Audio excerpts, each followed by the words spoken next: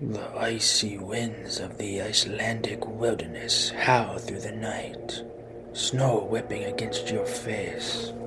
You trudge forward, your thin coat no match for the bitter cold. In the distance, a deep, guttural growl ripples through the storm.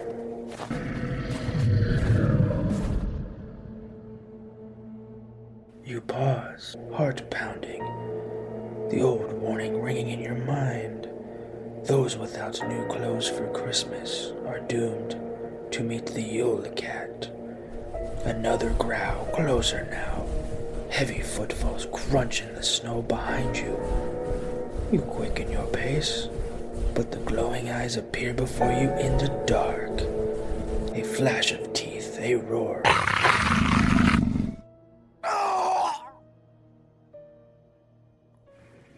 And the snow is painted red.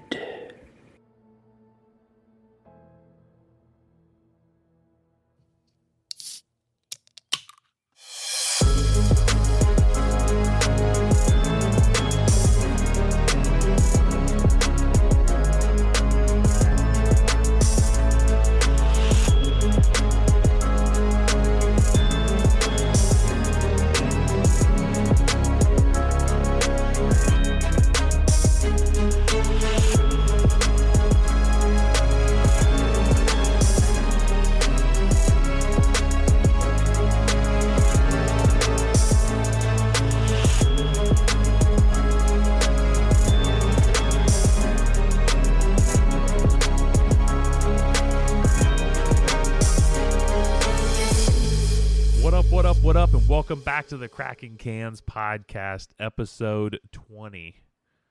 That's right, the big 2-0. This is a podcast where we talk all things cryptid, all things urban legend, and all things spooky. And today, I don't know what this one falls into. A little bit spooky. A little bit spooky. A little bit silly. Yeah. It's good to have a silly one. Yeah. Like the hide behinds, that was silly, and that was fun. I mean, we're going to be going into Icelandic folklore this episode with the Yule Cat. And, I mean, to those folks over in Iceland, this is a pretty big thing. At least it was. Iceland. During, like, the 19th century. But since over the last, I don't know how, several years, couple decades, it's kind of died down to where it's more of like a comical thing. Okay. But interesting. So what else is new? I see you got your Santa Claus shirt on. Festive, baby. When this comes out, we'll be just over a week till Christmas. I know. Crazy. I was gonna wear my my beard little balls too. I bet you do have beard balls. They're not the kind that look like ornaments either. They look like the kind that hang off of people's hitches on their truck. I knew you were those kind of beer balls. Knew you were gonna say something. Well, what did you expect? You lob it up there. I'd expect nothing less. Yeah. Like you throw me a perfect pass, I am dunking that shit. Hanger. So Dip and rip. So what beer we got today? Today we got Kitten's Summer Ale from the Fat Orange Cat Brewing Company. Seems they have a theme going there. Cats, oh, yeah? I think. Yeah. Cats. I think you're right. So, Fat Orange Cat Brewing Company is out of North Haven, Connecticut. This beer we're drinking today, the Kitten's Summer Ale, is a 5% alcohol American Pale Wheat Ale. Getting that summer beer in the thick of winter. I got this on discount. That's good. Yeah. I'm glad you did, because I am starting to get tired of drinking winter beers already, and we're only in December. Yeah, I agree. I am too. So the Fat Orange Cat Brewing Company, I couldn't get on their website because for whatever reason, their website wasn't working correctly. So I just had to do a little digging on our friend Google and just put together this little summary from what their brewery is. So Fat Orange Cat Brewing Company is a quirky craft brewery based in East Hampton, Connecticut. A Corey craft brewery. Known for its fun, playful branding featuring a fat orange tabby cat, Founded in 2017, the brewery has gained a loyal following with its hazy IPAs, tropical pale ales, and bold, flavorful beers. Fat Orange Cat is all about quality brews, community, and having a good time, making it a local favorite and a must-visit for craft beer lovers in the New England area. So, why do you think I picked this? I mean, mainly it's the only one the beer store had that kind of had a cat related to it, but that's not my reasoning. I had to tie it into the Yule Cat. So, how do you think I tied this into the Yule Cat? I think you tied it into the Yule Cat because I noticed that one of these cats is eating a hot dog, and a couple of them have hot dogs on their hat.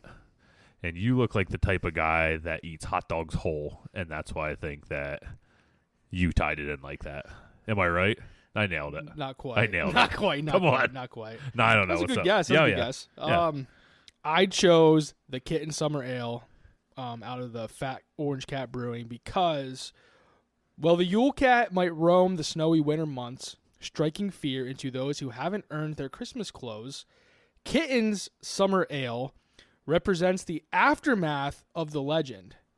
As the Yule Cat breeds with other Yule Cats during the winter, their kittens are born in the warmer months, just in time for summer.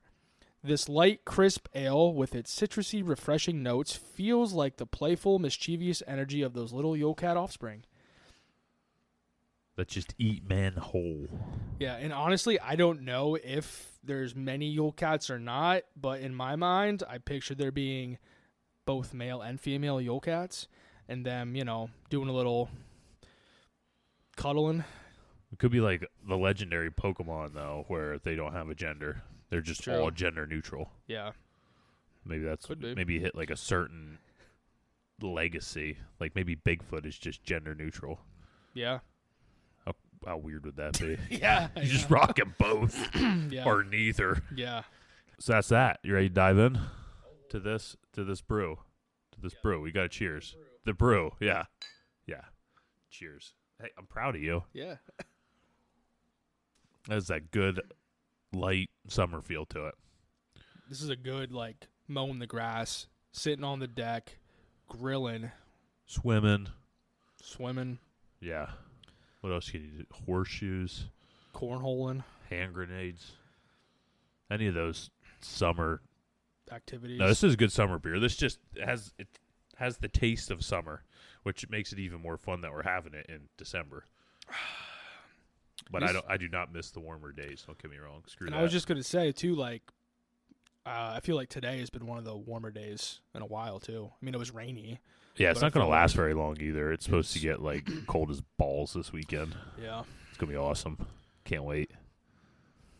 But yeah, with that, does that take us into the episode? Let's dig into the Yule Cat. Let's rip into it. All right, beer's out of the way. Let's dive into what the hell is the Yule Cat and the history of it. So the Yule Cat, or Yule Catrin in Icelandic. Oh. I don't know if that's right, but It sounds good. I Roll with I it. practiced. Roll with it. Roll with it. One take. You got me convinced. So the Yule Cat dates back to at least the early 19th century, though some elements of the story may have older roots that date back centuries further. The Yule Cat is often depicted as a large, menacing black feline that roams the countryside during Christmas time, typically on Christmas Eve. So how big we talking? So the size, I mean, I've seen different sizes. Some say 12 feet. Some say as big as a house, bigger than a house, like Damn. a 2-story house. Yeah. So a big, Large. a large march. Large. Tell them large march. You don't need to tell them because they'll see it. It's Yeah, that large. they'll show ya. There'll be no marge. Yeah, just large. Just large. So, like I said, the Yule Cat roams the countryside during Christmas time, typically on Christmas Eve. The story states that if children don't receive new clothes, and this is the part I kind of got confused on because I saw different variations of this, but basically, the way I took it, if children didn't have new clothes sitting under the tree to open up on Christmas morning, then that's when the Yule Cat would come for them. So So if the kid doesn't receive clothing, new clothes, the kid's going to get the eaten? kid gets eaten. Or the unfit parents that didn't buy them any clothes are going to get eaten? The entire family? The kid. Sometimes it eats some adults, but typically it's the kid. Yeah. I would think kids would probably taste better. So yeah, just leave it at that. I don't want to go into too much detail. Nah. So yeah, let's just go on. Yeah. They definitely taste better though. All right, let's go. Yep, let's keep this moving. I kind of need to ask you some questions. No, you don't. None that I'll answer. All right. They'll taste better. So this has led to the tradition of giving new clothes as gifts during the holiday season.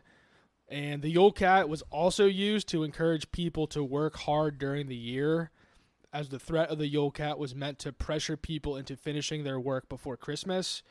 And in particular, it was common for farmers to give new clothes to their workers as a reward for their labor, preventing them from being eaten by the Yule Cat. So this was like a big ploy by the clothing companies right here. Yeah. That's what you got to buy your kids clothes and work super hard at our factory because most of them probably work at this factory. Yeah. You're going to get a visit from Mr. Cat. Yeah. You think Krampus was bad at the beginning of the month? Oh, no. The big fella's coming now. Yeah. We're calling in the hefty lefty from the bullpen. And the primary work that people were expected to complete before Christmas in traditional Icelandic society was primarily tied to the hard, labor-intensive tasks necessary for surviving the harsh winter months and ensuring the household was ready for the long, cold season. This was an agrarian society.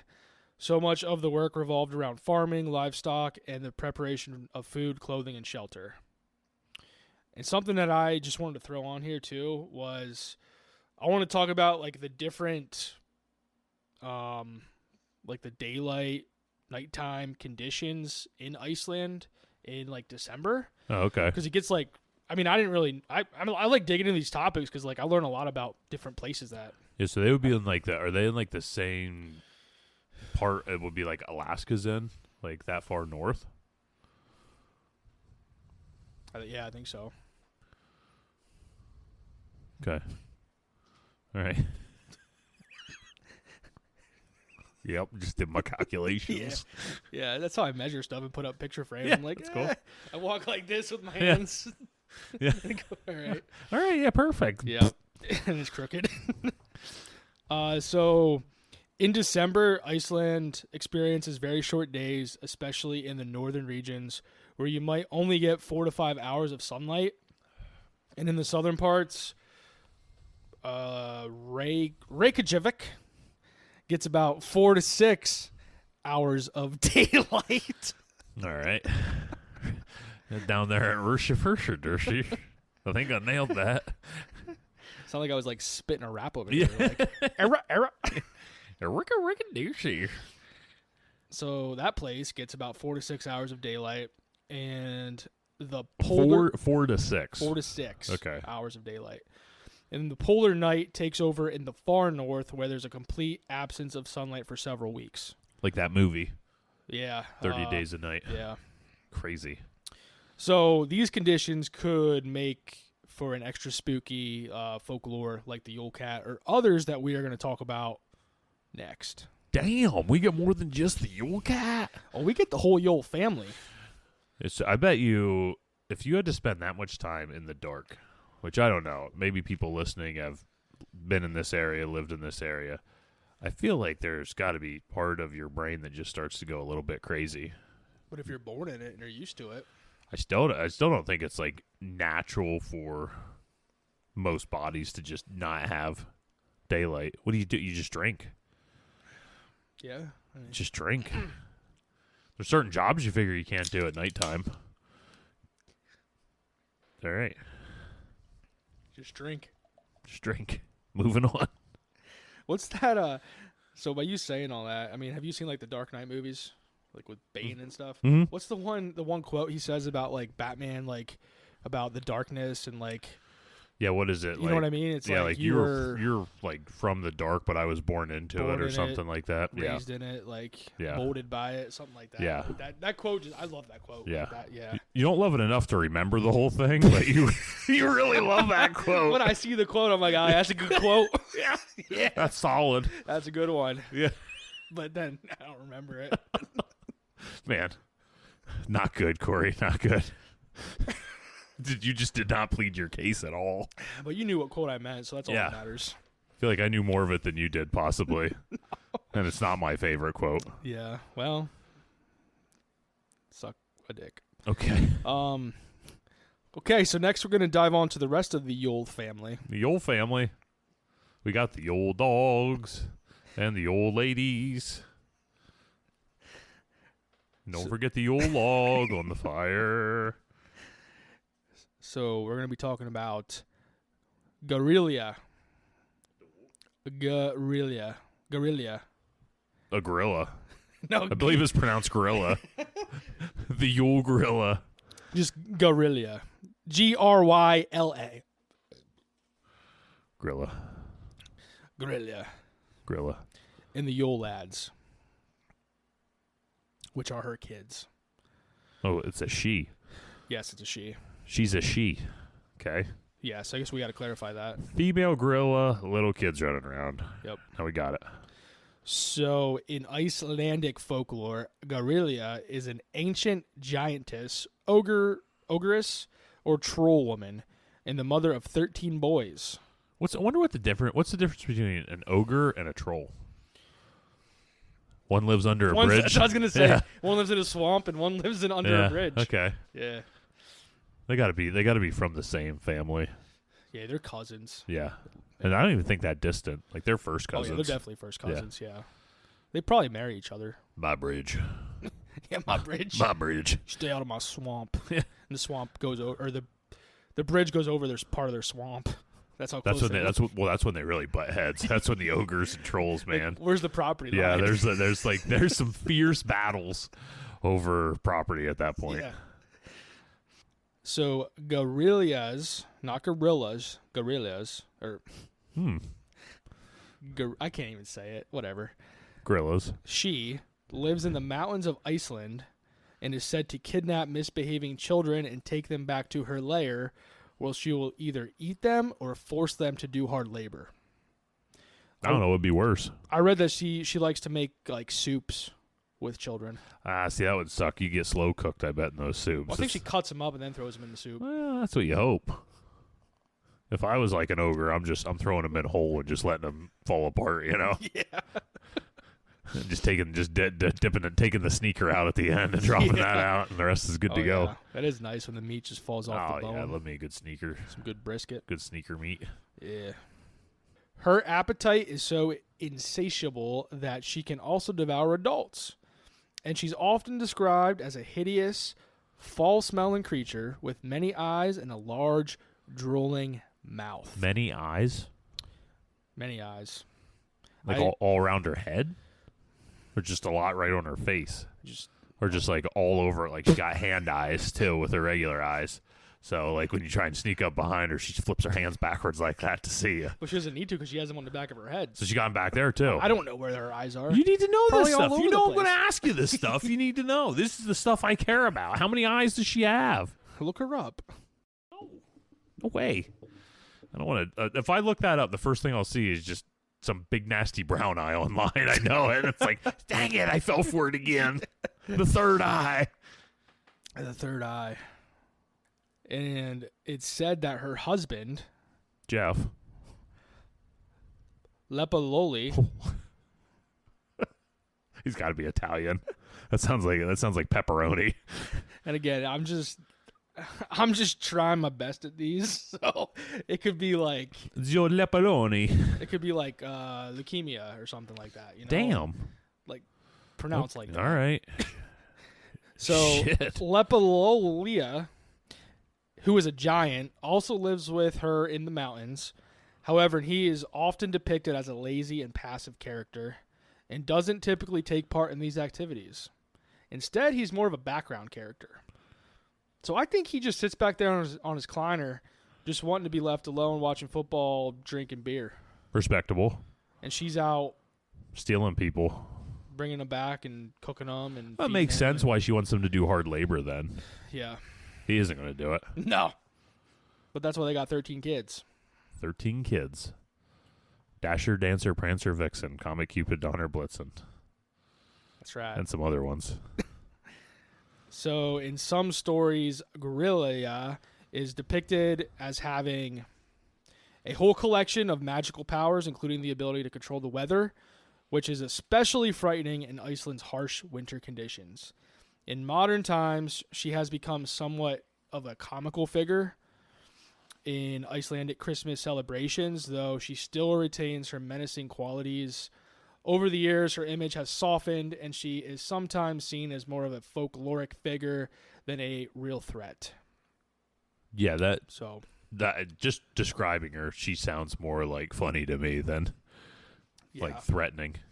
I don't know why she's not threatening. She's a huge troll ogre thing that'll just eat adults, but with many eyes. Many eyes, apparently. Yeah. Corey doesn't know where or how many or anything. That's the kind of stuff I need to know. She's a side I won't be able to sleep tonight. She's a side character in this story. All right, now we're getting on to the Yule Lads. Yule Lads. So the Yule Lads are a group of 13 mischievous figures. What's Yule mean? Okay, damn. No, I looked this up. Damn. Yule means Damn, I looked this up. Hold on. The Schwab's been stumped, apparently. You don't. Just keep going. I'll look it up for you. You keep reading your thing. I had this down because it's a common word. Yule. Oh, it's a winter festival. Historically observed by the Germanic peoples. Okay. But what the hell's a Yule log? That's a Christmas log. It's observed by the German people. Yeah, I wonder what they burned with that. What's that supposed to mean? That didn't sound good at all. Huh. Wonder what they burned with that. Hell yeah. Well, you know. Yeah. So going back to the Yule Lads. Yeah. Group of 13 little fellas who descend from the mountains to visit children during the Christmas season. Oh, all right. So we were talking little compared to Gryla, or just little in general? I think they're more of like little like elf figures. What are they, like 6-footers? Oh, no. Like they're just little in general, not little to her. Not little. They're just little. Okay. They'd be little to us. Okay. Just little tiny fellas. Yeah. They sound all right. They're all boys. They sound all right. And so they're her sons, and they're often described as pranksters who each have their own particular quirks or behaviors. Okay. So they're like the 7 dwarfs. But there's 13. So they're like the 13 dwarfs. 13 dwarfs. Well, I'm just saying, yeah, but they're like the 7 dwarfs, so they all kind of have their personality. Yeah. So I'm going to go over quick, just like what each one does. I'm not going to read their name in Icelandic language because... Aww. Dude. Aww. I mean, I can. Just... No, we'll save it. We'll save all the harsh comments. And with these little guys, too, one comes every day from, like, December 12th up until Christmas. Okay. So, like, December 12th, the first one, and they come in the same order. Okay. So, like, the order I'm going to go over them in is the order that they come. And okay, then when cool. they leave, they have to leave in the same order that they came. So so they come for a day and they leave, or they come and they stay? So, like, once the first one's there and the second one gets there, are they both there then? Yeah. Okay. And then, like, they start going after Christmas or whatever. Like, they start. Oh, so they stick it. Like, they're there for a set amount. Like, they're all going to stay there for 13 days. It's just going to be, like, a staggered 13. Yeah, I think so, yeah. Okay. That's how I'm doing it in my story. That's cool. I like it. Yeah. So, again, these are just, like, little mischievous fellas. They don't do anything crazy. That's cool. But it's fun. It's kind of like that one question I brought up to you, the one episode where it's like, what's something just little that you would do to, like, inconvenience somebody? Yeah. So It's kind of like they're doing things like that kind of just, like, inconvenience people. Like hiding your remote control. Kind of. Yeah, basically. stuff like that. Like, y'all, Yeah. you dicks. Yeah. Where's the remote? All right, everybody get up because you can never trust. Like, no matter who's in the living room Yeah. with you, you can't trust them. No. Like, you got Grandpa Joe over there sitting, who hasn't touched the remote all day, but you're like, get up. I want to check under you. Yeah. I didn't touch I don't get up. We got to check. So we don't have like cable or anything. We just have the Amazon Fire Sticks that you plug in, and they come with a remote to them. Well, my son, when he first started walking, he would just take the remote controls and lose them. We had 3 of them at one point, and we didn't have any. We couldn't watch TV because we didn't have a remote to turn the Fire Stick on. Finally, we figured out what he was doing. He was throwing them in the trash can. So 2 of them got taken away. The only reason we figured out about it is because I took the trash out the one day, and he must have thrown it in when we didn't have a trash bag in there, so it was just at the bottom of the can.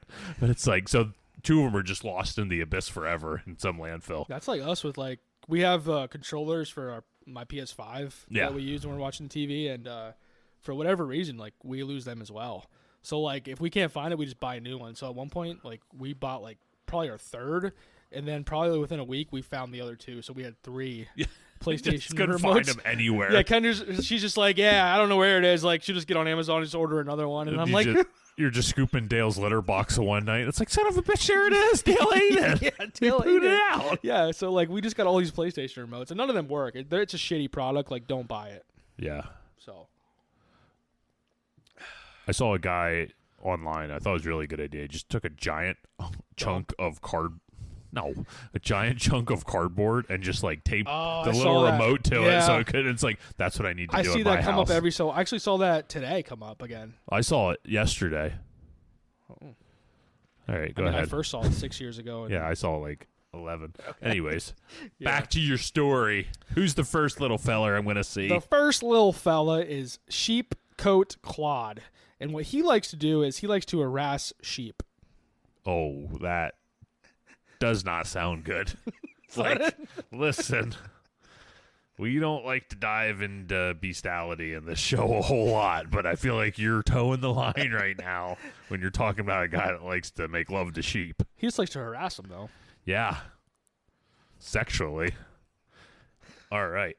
The next one is Gully Gawk. He likes to harass cows. He hides in gullies and steals milk. So I guess he could be. I really wasn't far off. He could be stealing the cow's milk. You're right. He just likes to steal. Yeah, that would be inconvenient, especially like back in the day. To just have some asshole just stealing all your milk. That pissed me off. Yeah. The next one is Stubby. Stubby. He sounds like he will probably be my favorite. He's very short and he steals pans to eat leftover food. Hell yeah. Dude, yes, I was right. He is it. Yeah, he's definitely. I just stop the list right there because no one's beating the Stubmeister. Me and him are one of the same. He likes to eat all the leftover food in the house. If only I was just stubby and not tall, I could definitely be. Me and Stubbs, we get along. I carry that dude in my pocket, I think. Yeah. He would get plenty of leftovers walking around with me all day, dropping food. And the next one is Spoon Licker. Hold on. Let me guess what he does. Does he lick spoons? Yeah. Yeah. He steals spoons and licks them. Why? So, but it's the best is it's not like he like licks them and puts them back. He steals them, so no one's ever going to see him again just to lick them. It'd be so much better if he opened their drawer, pulled out the spoons, and just licked them all and put them back. I mean, maybe he does. Maybe, yeah. That would be That'd awesome. be better, I think. Yeah. The next one is Pot Scraper. So so it's similar to the one that steals the pans to eat the leftovers. This one scrapes the pots for leftovers. So he's getting what Stubby leaves behind. Or maybe, well, if you just cook dinner, like say you just cooked dinner the night before, you could put them in the fridge for leftovers. This mother son of a bitch was jumping up there on the stove and eating the leftovers out of the pan before they get put away for Stubby. But does Stubby wait till they're put away to steal the pans, or is he just stealing right off the stove? Like you're cooking and you turn around to get salt and turn back around. It's like, son of a bitch, it's gone, Stubby. Stubby. Yeah. And then we got Bowl Licker. He licks the bowls. These are getting like slightly worse as we go here. It starts getting a little better. Next we got Door Slammer. Okay, all right. What do you think he does? Only I can guess. He is the wind in the night that slams your doors. Yeah. It'd be funny if it's like door slammer. He opens doors, but he doesn't actually close them. He just leaves them all open. That's why they eventually slam, because he just leaves them open. Like the front door in the middle of winter. He just opens your front door and leaves it open. Yeah. The next one is Skyer Gobbler. Okay, let's hear what this dude does. Do you have any guesses? Skyer Gobbler. Skyer Gobbler. I'm thinking he eats any birds you have in your fridge. Any what? Birds. Birds? Yeah, like chicken, turkey, anything like that. So he steals Skyer, which is a yogurt-like dairy product. Okay. I didn't know that. Yeah. The next one is sausage swiper. What was that word? Sausage swiper. Sausage swiper.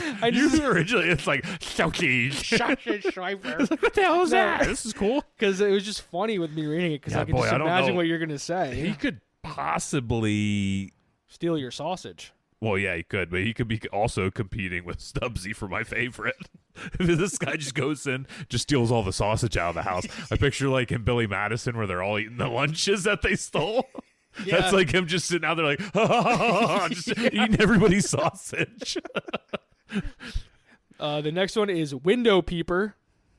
Ooh, that one's creepy. And he peeks through your windows. Yeah, that's creepy though. Like the rest of them are like pretty funny, but freaking window peeker's weird. Yeah. Like that dude he just wants to pretend he's part of your family. Like, I'll be you one day. I'll be in there. The next one's door sniffer. Okay. So he has a keen sense of smell and seeks out bread. Okay. Well, I think that's one of the better things I think he could go after. Let's just hope. No, go on. What? Let's just go on. Okay. He's going to make a yeast infection joke and yeast in bread, and just we'll move on from that. The next one's meat hook. Oh. He uses a hook to steal meat. Okay. You never would have guessed. And the next one is, and the meat hook one too. His favorite kind of meat is ribeyes. I believe it was lamb. Oh. That's a good one. Yeah. I think that they must have a lot of like lamb and sheep up there and stuff like that, just by your list. Yeah. And the next one is candle stealer. Ooh, that would suck back in the day in the wintertime, and it's like dark for 30 days straight, and you have some asshole stealing your candles. Yeah, that would suck. Yeah, that one would suck. Yeah. I could see that getting old. So each Yule Hold Lad... on. If you were an elf, what would your thing be? Ooh. Probably ass itcher. Yeah, I had a good one for you. Let me see what I would be. And then I'll tell you what I figured you would be. I think what you would be. I would probably be. Oh man, I mean, sausage stealer's already taken, so that really throws a wrench in mine. I would probably just be like. I know who you'd be. Oh, I would be the cover bandit. So it's cold in the middle of winter time, and you go in the middle of the night when you can't find your cover. Yeah. It's nowhere to be found because I just roll it up in a ball and throw it in the corner. That'd be a good one. I was thinking you'd be toe toucher. Toe toucher, dude. I thought of I thought of toe licker when you had yours. Yeah, it's dude. Like you're just laying in bed or sitting on the couch and like you just feel something touching your toes. There's Mike. Yeah, toe toucher. Yeah, you're just tickling them with your beard. Oh, could you imagine? My brother-in-law's toes. Oh, no way. No way. Did you ever hear there's like a Reddit story? It involves, so it's like I was thinking about doing an episode on this, but there's like really, it's just a quick story, so I can't really do an episode on it. But it's about a guy. So this girl, every night when she's going to bed, she reaches under her bed and she pets her dog, and her dog will usually like lick her a little bit for a good night, and then she rolls over. Well, one night her parents are out of town, and there's a guy that escaped from a mental institution. She heard on the radio. She's like, so she locks all her doors and everything. She's freaked out about it. So she lays in bed. She reaches down. She pets her dog. The dog licks her hand. Whatever. She goes to sleep. She wakes up the next day, and she realizes her dog's nowhere to be found, and there's just a note under her bed that says "People lick too." I did see that. Yeah, so it's like that. that's freak. Yeah. And that's just one of those made up Yeah. creepypasta type things. Yeah. Because I was like, man, this would be a good story, but that is the story. That is the story, That whole episode would have been 38 seconds long. Yeah. But yeah, there'd be a lot of side conversations. they're it's going on right now. Also, your elfish name would be Underwear Sniffer. So on to the next part. Okay. Mostly men's underwear. Well, you're tickling men's feet. That's fine. At least I ain't sniffing Mike's drawers because nobody want to be there. So each Yule Lad visits children on 13 nights leading up to Christmas, and children who have been good are rewarded with small gifts in their shoes, while naughty children might find a potato or a lump of coal instead. Dude, I'd be pumped if I got a tater. Yeah. So the Yule Lads are seen as more of playful, mischievous than truly threatening, and over the years they have become more of a festive part of Iceland's Christmas celebrations. Yeah, they're pretty fun. Yeah. So, dude, it's got to be total pandemonium that day before Christmas when they're all there. Your sheep are running around the fields being harassed. There's a guy stealing your milk. There's nothing to eat in the fridge at all. Your pans are... Your bread's gone. There's no candles. It's pitch black. Yeah. This got to suck. Yeah. That's it for that. That's it for that. What we got next? We got Gryla and the Yule Cat. So now switching back to our main attraction, the Yule Cat. The Yule Cat. And I forgot we were even doing him. We got so into these little guys. yeah, they're fun. They are fun. So like I said earlier, Gryla is said to be the mother or the owner of the Yule Cat. And while this isn't universally accepted, it's a connection that helps to deepen their bond in the narrative. So if this thing's really big as a house, this got to be a big bitch that's got this cat. Yeah. Okay. Yeah, it's gotta be a big bitch. Yeah. Gotta be a big bitch. Yeah, bitch. You would think. Yeah. Even if this cat's 12 foot, that's still a big Still woman. big. Yeah. Yeah. So as the terrifying figure who kidnaps and eats naughty children, Gryla is a mother figure who enforces strict discipline. The Yule Cat, as a creature that preys on those who don't receive new clothes, adds another layer of threat to the punishment for misbehaving children. So the Yule Cat could be seen as an enforcer of her rules, lurking in the shadows to punish those who fail to meet the expectations set by the folklore. So, the working hard enough to earn new clothes. I mean, having good behavior so that you get presents, to begin with.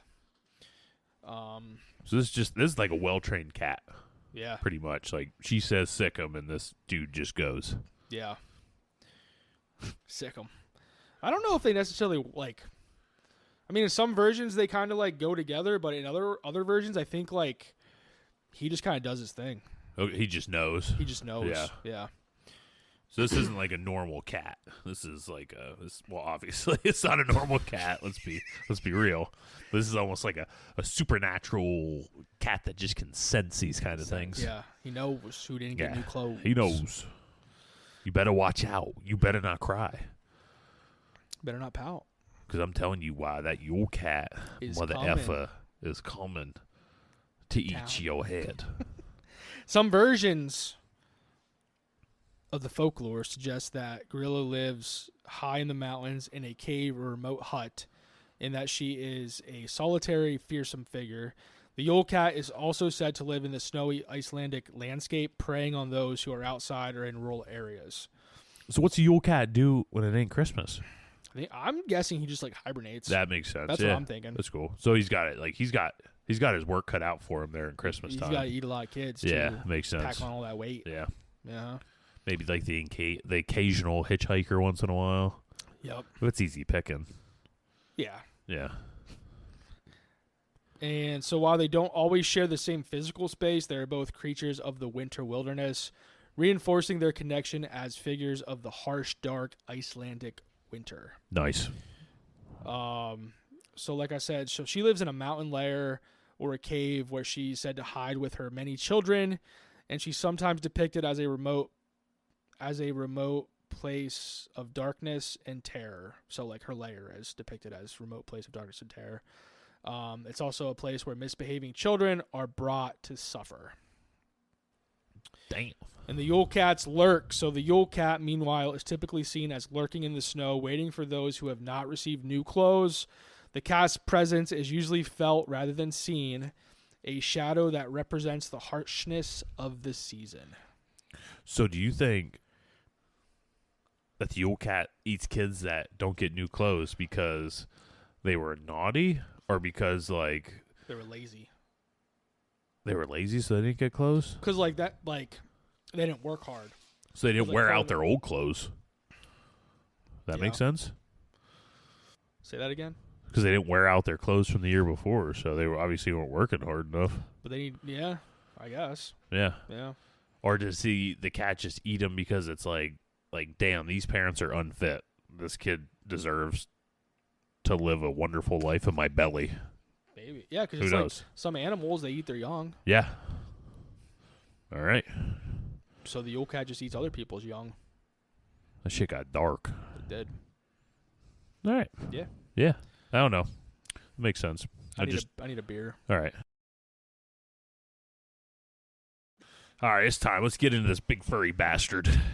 All right. The Yule Cat's appearance. Ooh. So obviously, we already talked about his gigantic size. Gigantic size. And I'm sure his sack's big, too. It's- Probably. yeah, probably about the size of you. Yeah. At least. So the most striking feature of the Yule Cat is obviously his enormous size. And it's often described as being much larger than any normal cat. So large, some would say the largest. How large is he?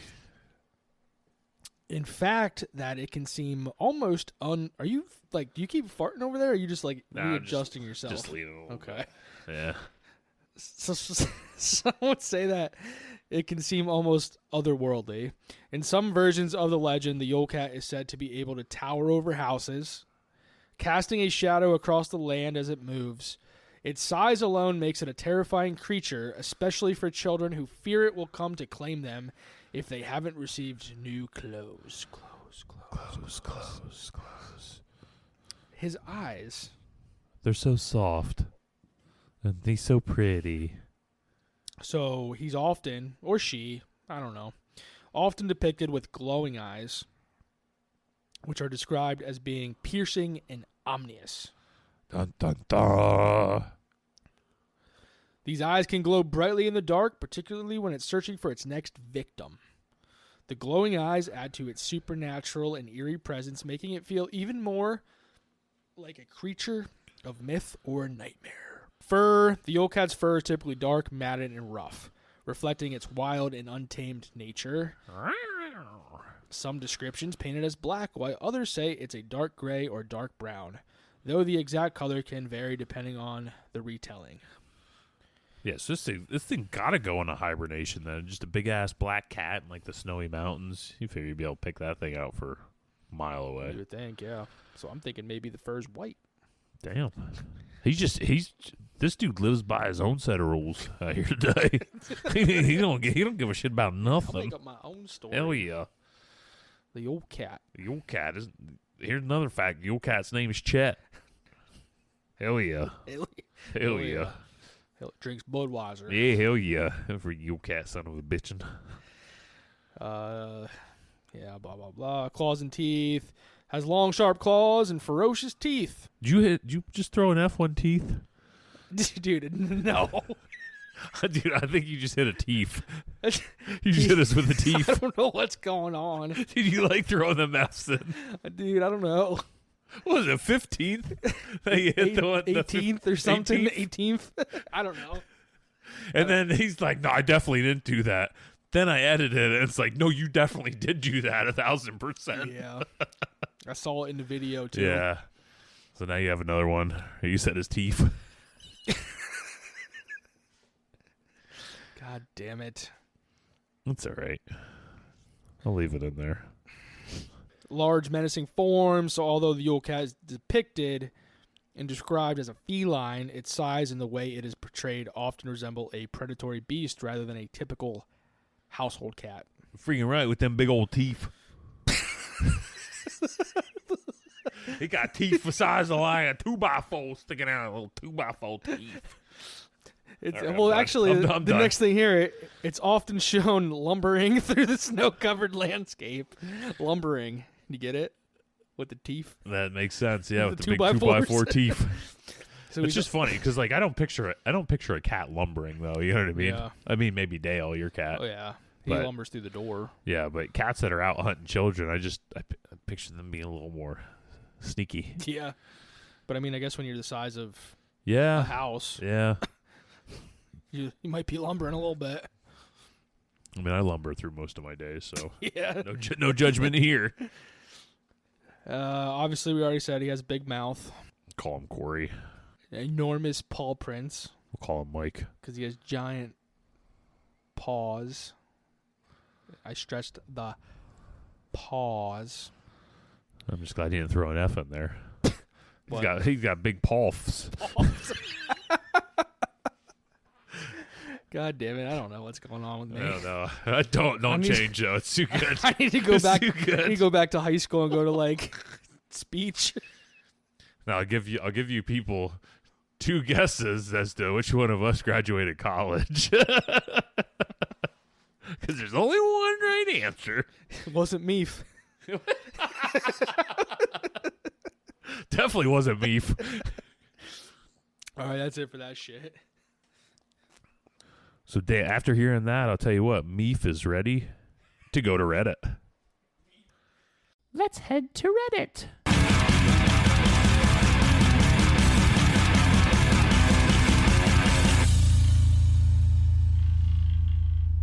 Reddit user Erudius. Yo, what up, E-Root? T.S. Yes. Erudius.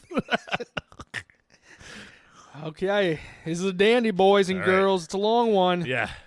It may not be a dandy, but it's definitely long. Yeah. They say it's a legend. Just a story we tell to scare children. But I'm here to tell you not to believe a word of it. You would do well to beware the Yule Cat, no matter what they say. My cousins and I grew up in the Icelandic countryside and spent most of our lives with a stone's throw of our birthplace.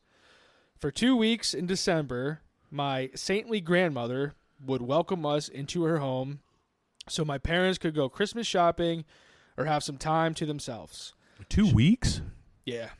Like a full 2 weeks? Yeah, I guess. Hey, do some Christmas shopping up there. Well, they Yeah. probably got to go all the way to Europe. Yeah.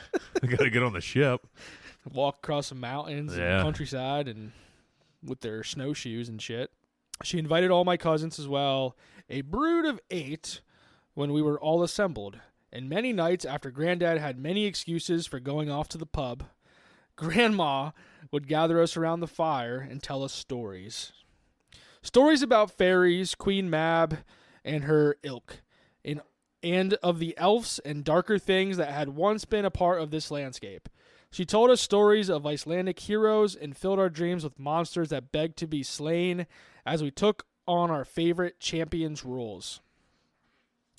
But especially around the Christmas season, her favorite story was of Yule Catrin, Ooh. or the Yule Cat. Or the Yule catheter bag. The Yule Either way. bag. Could go either way. Yeah. Yucky. Yeah. He is a giant creature capable of stepping over palisades and creeping into tall buildings. He punishes the lazy and rewards those who work hard and do their work year-round. If you neglect your duties, Duties. the Yule Catrin will find your children. Dude, that goes hard when you say it like that. Like Yule Cat doesn't. It's like, yeah. When you say it like that, it's like, damn. Yeah. Damn, you're over there sleeping. I see you Yeah, over there sleeping. yeah. You get that broom out. He'll find your children, never doubt. His favorite meal is children without new clothes in winter, their parents having spent their summers at leisure. Thankless children he hates as well, those who scorn their parents' work in favor of frivolous things. So be thankful, my children, that your parents work hard to keep such dark things away. Most of her stories about the Yule Cat involved naughty children who went into the woods at night, spoiled children whose parents found that the Yule Cat had dragged them out through the window and gobbled them up, and good children who went rushing home on Christmas Eve to get their clothing gifts before the Yule Cat could get them. My little brother Sven always held a deep fear of the Yule Cat, but I can honestly never remember a time when I was afraid of it. It always seemed goofy to me, and in my head, I just imagined a cat with giant legs that looked like big noodles.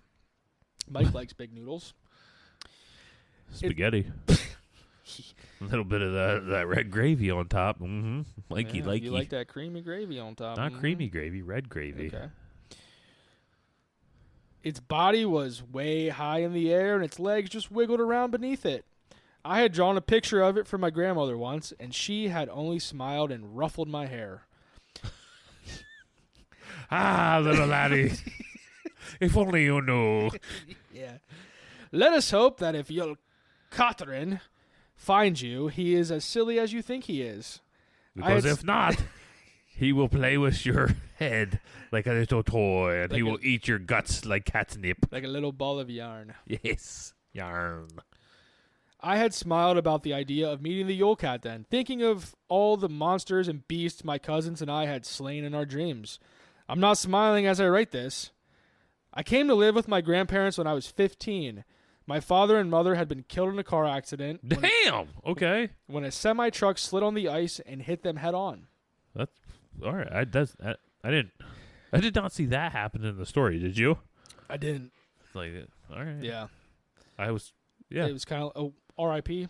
Yeah. R.I.P. to Mom and Dad. Herodias's parents. They say they died instantly, but all I knew was that Sven and I were suddenly without parents. There was never any question where we would go, of course. My grandmother opened her home to us without a second thought, and with Grandpa 3 years in his grave, she said it would be nice to have some company. I lived with her until I was 23, attending university and getting my degree so I could begin a career in architecture, and then taking up residence in my parents' old home so I could maintain the family homestead. I never considered that they would just have colleges in Iceland. I don't know why. Yeah. That just seemed weird. Like, my brain was, I don't know. I would have thought he had to, like, travel, I don't know, to Europe or Canada or something to go to university. They probably got one over there. Yeah. Iceland University. Dang. What do you think their mascot is? Ice. A beaver. I think it's a beaver. A beaver. Yeah. Definitely just a big ass beaver, though. Big ass beaver. Yeah. The old beaver. With some big old teeth. Yeah. 2x4s. Yeah, big old teeth. 2x4s. Oh, God. The house was on my grandparents' land, so it wasn't as though we had never been back. Sven didn't like to go back to our old home, claiming there were too many memories there, and my grandmother sheltered him quite a bit. When I moved back, I invited him to come to live with me, but he declined. He was 17 and showed none of my drive. I was worried that if he stayed, my grandmother would coddle him forever, but that was his decision. I decorated my old home like it was my first Christmas, the lights and decorations still in the crawl space as they had always been, and in my house had shone out against the darkness like a beacon. My tree stood in full view in the window, and I had bought presents for everyone. I had spent much of my life without much money, and now that I had a lucrative job, I decided to take advantage of the holiday season and spoil my relatives a bit. It sounds like an awfully nice fella. Yeah. I was sitting snug by the fire, a cup of spiced hot chocolate in my hand, and a slight buzz when my phone rang. Why? Why was he buzzed? I must have been putting something in the That was hot chocolate. That was some yeah. damn crazy hot chocolate. Like, he put, like, extra sugar in that. Like, Extra sugar, yeah. I like cocoa. Cocoa is superior beverage. Like in, what is that, Santa Claus 2? Santa Claus 2, yeah. That's like my favorite. Like, I quote that, like, a Yeah. lot during Christmas season. I like cocoa! The best part of that movie is when she does the Shania Twain song. Yeah. Man, I feel Yeah. like some Christmas. Yeah. Ooh, ooh. That's my He's favorite. just like, wow. That was a lot. Yeah. Yeah, that's a good Yeah. movie. Yeah. So then her, I don't know if it's her or him. I struggle with that. What are you looking at me? I don't know. This is your story. Didn't you reach out to him? Aren't you listening? I'm listening, yeah. I mean, as much as I can listen. All right. I'm listening for F's where there's not supposed to be F's. That's where I'm at right now. You got the F count going? Every TH that happens, I'm waiting to see if it gets turned into a hard F. My grandma's smiling picture showed from the home screen. My grandmother's. Sorry, done. And I picked it up as I tried to compose my voice. Grandma was used to people being a little drunk. My granddad had been pickled more than sober during his life. But I was still at that age where I was self-conscious about her seeing me like that. I answered the phone and she immediately started in without greeting. Karen, you have not come by to get your Yule class. You will need to come back now. So this person's name is like Kyrie. I don't know how you say it. It's like K-A-E weird symbol R-E-E-N. It looks like Karen. Yeah, that's cool. We're going to go with Karen because that's easier to say. That's cool. Yeah. I wasn't used to my grandmother being so forceful. She was Drunk herself. She was usually very mild, but she seemed upset about this goddamn fucking thing. But she seemed upset about this to an irrational level. Tomorrow was Christmas Day when all my cousins and their families gathered for presents and Grandma's usual Christmas feast. What Grandpa was R.I.P. Grandpa, sorry. Jeez, man. What- Too soon. Too soon to bring him back into this. What Grandma was referring to was her tradition of giving us clothes to keep the Yule Cat away. This was my first Christmas away from home. I usually got them from Grandma when I woke up on the 23rd, but I guess I had missed it since I had moved out. Oh, that's okay, Gran. I'll just get them tomorrow. I'll be there with the others, and you can give them to me. No, you must come to get them now, and hurry. I need you here before the sun goes down, or the Yule Cat will get you. I can just see like Grandma being like, "If you're not coming to me, I'm coming to you," and she just hops on that snowmobile, just cruising across the property lines. You know, dramatic music playing. Yeah. I could hear like Thunder by AC/DC. Yeah. Thunder. So I wonder, at what age do you stop being a kid that has to get clothes? Is it when you finally have children of your own? Because he's 23. Yeah. And the Yule Cat will still eat him if he doesn't have clothes. It seems like that's a little bit excessive as far as age goes. Yeah. That's a good point. I'll have to ask him. Yeah. We'll ask him. Yeah, we'll get him as a guest on here one day. Yeah. The Yule Cat. The Yule Cat. He'll be our second guest. Yeah, so what do you pick as, how do you pick your children? Meow. That's all. Meow. It's like, all right, excellent. Yeah, thanks. We appreciate this interview and your time. Yeah, we'll get Dale down here. Yeah. He's going to be the interrogator. Yeah. He'll translate. But it's like, you'll see Dale nod along, and then he'll turn to you, and he'll meow slightly differently so you understand him. Yeah. And if it's coming from big old Dale, everything's going to be translated to, yes, you should give me another scoop of food, he said. Yeah. Right this instant. Yeah. I shit in my litter box again, and I did not put any cat litter over it. Yeah. It's really bad. Like when the cats take a poop and it stinks so bad that they just run away from it. Like they want no part of it, so they just take off running. Yeah. And I don't know about you, but like whenever I change their litter boxes, they immediately come and Dude, shit. they he pushes me out of the way at home to get in there to go shit in that clean box. Yeah. Like, and the best, you'll hear him like rooching around like I ruined how it was all set up in there because I made it all flat. So he's kicking everything back over to the corner like, no, this is set up. You know, I pee over there. Which, I mean, I get that. You know, I like to come home, sit on my throne, and I like it a certain way. Yeah. So, I mean, I can understand that. Kendra comes in and cleans it and fixes things. Like, I got to mess it back up and make it feel like home again. I like it moist. So, continue. You like it moist. Okay. I don't remember where I was. She just told him that he has to get there before sundown or they'll get eaten by the Yule Cat. I rolled my eyes. Gran, I think the Yule Cat will understand if I don't want to go out in the snow to get clothes. Can I just come by tomorrow? Her voice went from a severe matriarch to a pleading older woman in the blink of an eye. I like how he's trying to rationalize a cat too. Do we know it's a he? Like I said she, and you're saying he. I don't know. You go with she, and I'll go with he, and one that of us way, are right. Yeah. Okay. So I just like how he like tries to rationalize it. Like, well, he'll understand. Yeah. Snow. It'd be funny if the cat like crests the hill, and it's like, oh. Yeah, snowing down there. You know, we'll give these kids the year off. They don't need to be eating this year. Yeah, we'll butter them up for next year. Yeah, they'll be fine. Them children over there will be fine. Karen, please. It's your first time away from home, and I want you to be safe. I can leave them on the porch if you don't have time to come in, but please come and get them. Please! She sounded so scared that I couldn't disagree. I told her I would get dressed and drive over before sunset, and she sighed in relief and thanked me. But remember... I'm drunk as a skunk. So do you think that they drive? I don't... I feel like in a place like Iceland where it's dark that long, or like Alaska or any of those, I feel like driving drunk is not frowned upon as much as it is in the States. Yeah. You know? I feel like it's just like, yeah. It's like, as long as you just like mostly buzzed and not drunk, you know? Yeah. Snowmobile. I picked snowmobile. Snowmobile. That's all I got over there. All right. Well, she walks, or he walks. We did say that the properties were like together. But once I go over this, they're not like that together. Yeah. It's like they're the same dirt, but it's like 300 acres apart. So, it's like over a mountain. Yeah, it's a quest. Yeah.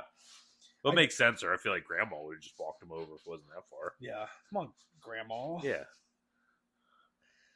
I dressed warmly in my snow pants and a heavy coat. My muffler and gloves came on next.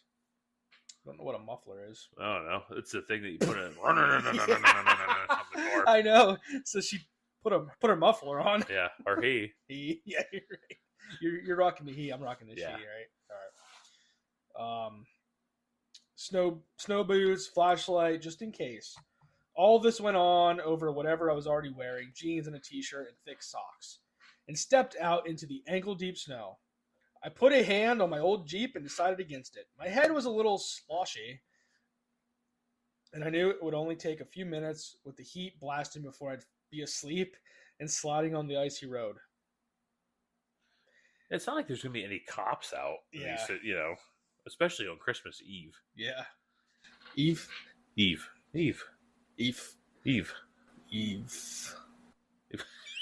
What? What's going on anymore? I don't even know. I'd be asleep and sliding on the icy road. And instead, I decided to walk. My grandmother's house was only about 2 miles from mine. Yeah. And the bracing cold would sober me up a little. Like, how drunk was this? Were they? I don't know, but like 2 miles? That's I mean, in the snow, like that's freaking long ways. That's too long for me. Yeah. If you're walking 2 miles an hour, it's going to take you an hour. I think I'd take my chances with the Yule Cat. Yeah. Yeah. I'd go down to the basement. You're freaking right. I don't know. I feel like I'd just take my chances at like, it must have been like drunk, you know what I mean? Not like tipsy. Yeah. This dude is like, can't hardly stand up drunk. So you figure that's going to be taking extra long because it's not a straight line he's walking to Grandma's anymore. Yeah, so instead of 2 miles, it's like, 4. Yeah, like 3.5, yeah. Chip off the old block, too. Remember Gramps? Oh, yeah. Yep. Yeah, so that's what I was thinking. So it's in her blood. Yeah, Gramps threw the way to the pub back, though. Oh, yeah. He could do that with his eyes closed. They probably lives like above their house is just like on top of the pub. They own the pub? Yeah. I set off towards the woods that separated her house from mine. Every time I walk those familiar trails, I always feel like I should be scattering breadcrumbs behind me. My grandmother's house lies sheltered in the woods, and they always feel so dense and foreboding. I'm retarded. Whenever I have to walk through them. The snow and the cold made them quiet, the birds having left, and many of the animals asleep for the winter. But the tracks told me that there were indeed things out there. My legs started to get tired almost at once. 2 miles is not that far, though. In the snow, though. How deep is the snow? She said it was like ankle deep. Yeah, ankle deep. Yeah, but that's freaking whoosh, whoosh, whoosh, sloosh. Like, you're probably going to cramp up after. Right, snowshoes, though. used to this stuff. This is Iceland. Yeah. They're the bad guys in Mighty Ducks too. Ah. Yeah. Kicked their ass in the finals, though, didn't we? Yeah, we did. Oh, shit. That a boy Charlie. Oh, God. Where was I? You always make me forget where I'm at. My legs started to get tired almost at once. Okay, that's where I was. If you've never had to slog through deep snow, then I can tell you that it isn't much fun. The sun was going down, and I began to regret not taking the truck. I could hear the snow making the trees crack and sag, and now and again there was a scurry of movement as some small creatures. Other than the occasional noise, it was as though I had the forest to myself, and my loud footsteps made me feel like the last person on earth. When I heard the snow crunch nearby, I swung to see what was there. The sound had startled me. My own feet were the only thing making much noise out there, but I found nothing out there that could have made the noise. By the sound of the crunch, I would have thought it was a reindeer or maybe a clumsy squirrel who had fallen from a tree. So yeah, this seems a bit odd. What's that? But just a clumsy squirrel just fell from a tree. Yeah. Like they live up there. They're pretty good at Son it. of a bitch Rudolph got lost. Yeah. What's that darn light over there? It's red. Oh shit, that's just Rudolph. Damn, he's alright. In the dim light, I couldn't even see if there were prints, and I started slogging a little faster, worried it might be a wolf or something. The crutching came again, but I shrugged it off as my mind playing tricks. When it crutched again, closer this time, I started moving even faster. Going too fast would be a great way to break an ankle or fall and impale myself on a tree limb. But the crunching and lack of source was starting to freak me out. The snowy sky was already overcast and the sun was setting behind them.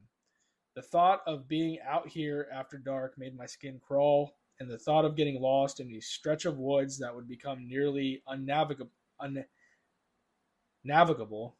once the sun went down made me quicken my pace again. My footsteps were loud, cutting through the silence like a foghorn, but somehow I could still hear the steps behind me as I nearly jogged through the ankle-deep snow. What I had thought might be a reindeer or a wolf now sounded like something much larger. It was very rare, but polar bears sometimes got stuck on ice floes and found their way here. I had seen something about it online, so it must be real. Yeah, the Google told me so. I thought, and I could just see a big hungry polar bear lopping along behind me as it prepared to make a quick meal out of me. I didn't dare look back as I heard the crunch come down not 8 feet behind me. It hit the ground hard enough. Dude, that's close. Yeah. 8 foot is close. That's close. Yeah. That's That's like way too close to just not want to turn around Yeah. and see what's back there. It hit the ground hard enough to dislodge snow from the trees, and I started booking it as best as I could. What the hell was that? Iceland didn't have a lot of large predators, none that came this close to settled areas. And my mind began to travel back to a time when I was young and sitting warm around my grandmother's fire. My cousins and I had always loved the stories of trolls and elves, great heroes who slew the former and were aided by the latter. We always took up sticks when we played and pretended to swing mighty swords at the knees of ugly, hulking trolls. The idea of being devoured by a large and slavering troll, my mind showing me the one from Harry Potter, seemed less fun now than I was being chased by one in a fairy tale forest. I glanced behind me in a blank panic, not wanting to see, but wanting to know nonetheless, and felt my boot sink into a hole. I went down, face first in the snow, and nearly head first into a tree, and rolled over to face whatever was now surely going to get me. My ancestors had been the men who settled this land, men who rode onto these shores in boats with axes and tamed this wilderness, and I would be damned if I would die with my head in the snow like a blubbering baby. Oh, you don't have to make yourself seem that cool. Yeah. It's okay to be scared. You're an architect, you know? Yeah. It's not like you went to school to be some big survival guide or something like that. Yeah. That's okay. That's okay. What I saw looming over me was no troll. What I saw looming over me was much worse. When I had drawn him, I made his legs long and wavy like noodles. I had drawn him with a tabby cat coat and a pair of big, friendly yellow eyes. He had been given the Cheshire cat's grin and a pair of pointy ears that made him look like Batman. He had looked friendly, goofy, something a child couldn't possibly be afraid of. The Yule Cat, for that was the only thing it could be, was none of those things. His coat was black as twice baked charcoal, and his bones and muscles seemed to shift beneath it like there might be something living just under its skin. Its legs were long and powerful like a panther or a jaguar, and its paws left tracks as big as hubcaps with claws like stilettos. His mouth was filled with two big teeth, or 2x4s. Like you yeah, a couple teeth. And the tip seemed to poke at its lips painfully as its slaver ran pink. Oh yeah, just the tip, baby. Its ears had been mostly chewed off. Sitting on his head like chewed off? I guess, yeah. What the hell does that mean? Yeah, what the hell is chewing on those ears? I don't know. Yeah. Hold on a second. Maybe his mom? I guess. I don't know. That big troll's just over there just gnawing on them ears. Yeah. So, like I said, its ears have been mostly chewed off. Sitting on its head like rounded nubs that barely seemed big enough to be ears at all. Its eyes, though, were the worst. Its yellow eyes blazed like torches, their centers crackling red, and when it loosed a long, loud yowl, I felt my snow pants fill with piss. Oh my. I was saved by dumb luck. Its yowl had loosed some snow from the tree over my head, and when it fell, it coated the Yule Cat's face in a cold blanket of surprise. I thought it was going to coat the pants so that they could see that it just pissed himself. Yeah. I rolled away, and when I did, the beast lunged at me and ran smack into the tree I had nearly fallen into. There's no way this thing is that bad of a hunter. Yeah. There's like, this thing is a killing machine. Yeah. It yowled again angrily, and its claws... a little more anger. Yeah, there we go. Its claws sounded as if they were shredding the trees to pieces. I couldn't tell you if they did or didn't. I was running through the snow like a reindeer, churning it up as my fear gave me a new purpose. I could see the smoke from Grandma's chimney, but I knew I had to be another quarter mile from the house. Yeah, a little faster. Yes. Ow. The shadows were gathering, and I knew that I was dead as soon as this thing got its bearings. When it came after me, I realized it had been playing with me before. Its crunching step sounded dinosauric, and it cleared the distance between us easily. It swiped at me as I ran, and the claws slid easily through my thick jacket. My back suddenly felt cold as the goose down spilled out of it. It's like the goose feathers that they stuff it with. Oh, like okay, goose yeah, down. that makes sense. And I began to realize I was running on borrowed time. I had to find some way to lose it. How are you going to lose this thing? Yeah. You're just going to be like, hey, catnip over there, and just run the opposite way? Yeah. Like, I got to find a way to lose it. Yeah. I had to find some way to use its size against it. I needed a place to hide and catch my breath, my lungs burning and my head swimming with exertion. That's when I passed the Himala tree. It's like an Icelandic. There's some weird shit here. Okay. The sky tree, or as it's called, because it always seemed like it soared up into the clouds. My older cousins and I had hiked to the tree once, nearly a quarter mile into the woods, and found that the tree lived up to its name. It was massive, 60 feet of wood-like iron, and beneath it was a series of roots that looked like a cage. The soil had pulled away from them, and as kids we would crawl beneath the tree and camp in relative comfort. How convenient. Yeah. The spot was large for children, but would be snug for me. I was hoping that it would be too snug for this hellcat as well. I booked it running flat out as the tree soared up to greet me. I jumped over a sprawl of fallen trees, something I remembered from childhood, and prayed that maybe the cat wouldn't be so lucky. When I heard him hiss and stumble a moment later, I knew that luck was with me. I didn't look to see how badly he had spilled. I fell on my belly and prayed I had the angle right as I slid between the roots of the huge tree. I thumped my shoulder I thumped my shoulder. Oh, man, I was so confused. It's like, damn, these Icelandic people talk weird. I thumped my shoulder, the tough roots hurting as I hit them, but I made it mostly under as the cat scrambled after me. I winced as its claws caught my leg, ripping through the snow pants and jeans to sink its meat. But I shook to sink its meat. I didn't read that wrong. This cat's looking to rape this person. But I shook him off before he could That's crazy. pull me out and was soon snug beneath the wooden canopy of the huge old tree. The underside was just as I remembered it. It was damp from snow, but the frozen snow had mostly covered it, so I was left in crystalline world doomed by white. The cat screamed in agony, shooting a paw between the roots and searching for me in frustration. I huddled against the side of the tree, not wanting to be found by those furtive claws, and stayed as still and quiet as I could. The scrambling went on for what seemed like hours until finally the cat removed its sooty paw. Finally, the cat's like, damn, it's Christmas Eve. I got like 30 other houses I Yeah. gotta go check. Yeah. And I heard it crunching off into the forest. I stayed still, fearing some trick, but it went right on moving until its heavy footsteps were only slight crunches in the distance. I stayed put, though blowing on my hands as my wet pants and bleeding leg began to make me shiver.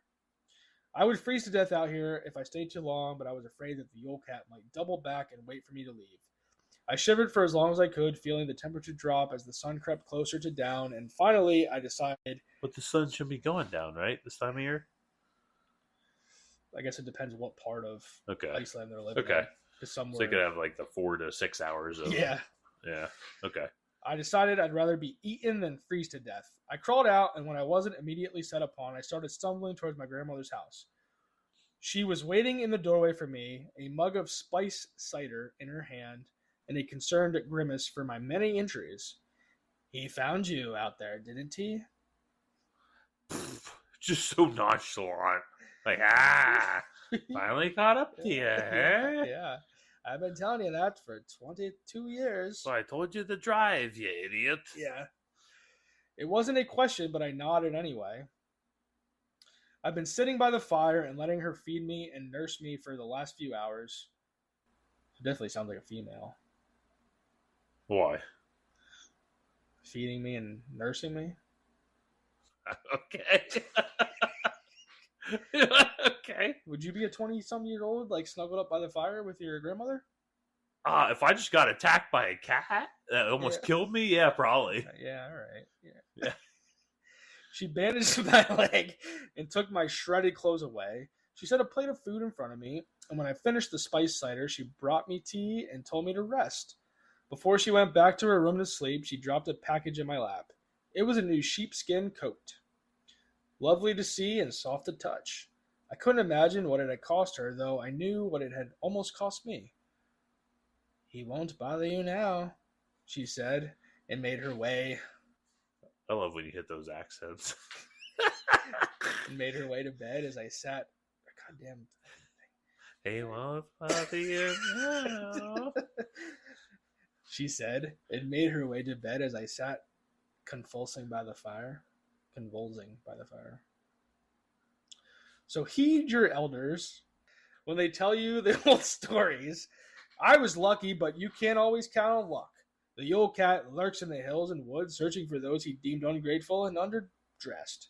Don't take the clothes you get for Christmas so lightly, because they could save your life if you find yourself in the sights of the Yule Cat. The Yule Cat. And I'll tell you, you hit a certain age in your life where I do not take clothes for granted. I need the underwear I get for Christmas every year to get through. So many of my underwear look like skirts anymore. There's just the middle section just blowed out. If it wasn't for the little elastic around the legs, like they would just they'd be shot. Yeah, mine have so many holes. Like They I just don't burn know. through. I don't know what hole I'm supposed to pee out of. Yeah, what happened? Yeah, What happened when you sit down to pee? So with that, is that time for the folklore score? I mean, there's a little bit of pop culture, but like I said, there's not much. I mean, basically, all there is like this is a big thing in like the Iceland.